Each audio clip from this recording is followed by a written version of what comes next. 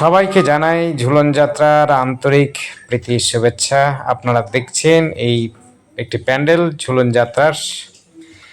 এটি রয়েছে হলো চাড়াপোল ধানকল বাজার।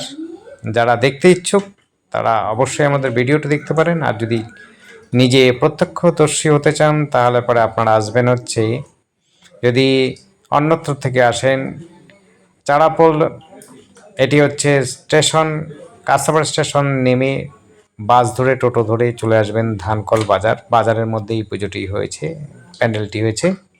আর যারা জাগুলি বা অন্য জায়গা থেকে আসবেন তারা এক বাস ধরে চলে আসতে পারেন।